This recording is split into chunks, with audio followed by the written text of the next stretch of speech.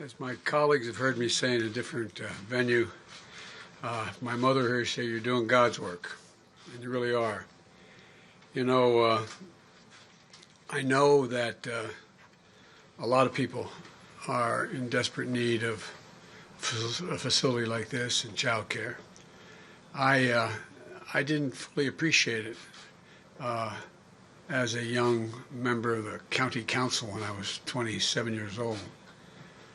But when I got elected to the United States Senate, and I was 29, I wasn't old enough to be sworn in yet. Between the time I got elected and the time I actually ultimately went to the Congress, I turned the eligible age of 30. But also in the meantime, there was an automobile accident. My wife was Christmas shopping, and my daughter was killed. My wife was killed. And my two young boys, Bo and Hunter, were very badly injured and hospitalized for a long time. And so I thought, well, I'll get some help.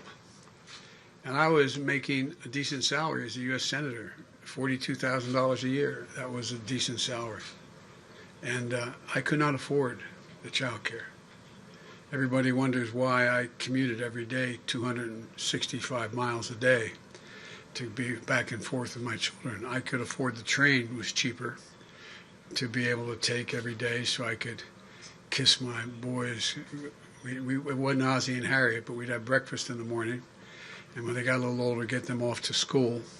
And I'd get in the train and come home in time to, if I got home in time to have dinner, it was seldom I'd get home in time to have my dinner, and they'd save their dessert, and I got to see them, kiss them goodnight, and get in bed with them. And so it made me realize how difficult it is for the vast majority of people who need help. I was lucky. I had a mother who's nearby, a sister who's my best friend, who quit her job temporarily and moved in with her husband to help me raise my kids. But most people don't have that option. So I've been conscious of the concern and the lack of access and the lack of financial ability to have child care for a long time.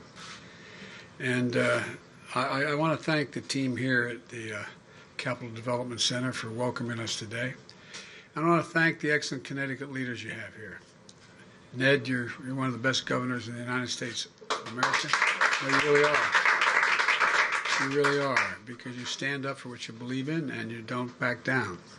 And Mr. Mayor, Luke is an Afghan war veteran. We were talking about all the work he's done with the former governor of Delaware, Jack Markell, now, who's placing Afghan refugees coming out of Afghanistan. And we're continuing to get people out. Thank you for what you do. I really mean it. And Richard Blumenthal, who was back in those days the Attorney General when my son Bo was still alive, and he was Attorney General. And not a joke, but he looked to Richard for help. And thanks for the way you took him under your wing. I really mean it, Richard. It made a difference. You know what he thought of you. And Chris Murphy, who has been not only a real soldier, but he has stood up and stuck up for me. And Chris, you know, it matters. It matters when things are tight, and you stand up and make the case, and I do appreciate it. And John Larson and I go back a long way. and Joe, you can't deny me. There's no way out.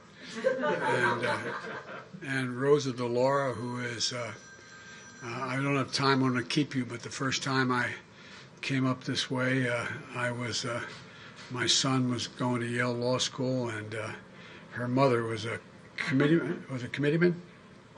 Alderwoman. And I was up on a ladder helping him paint the place he had just rented. And this knock on the door, and this lovely woman came and said, "Where's Biden? Where's Joe Biden?"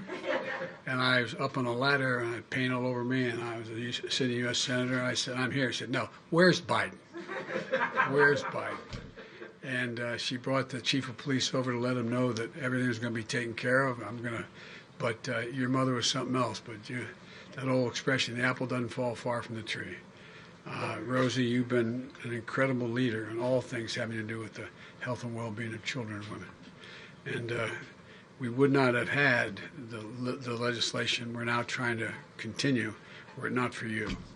And Jim, you're the real deal. As well as Johanna.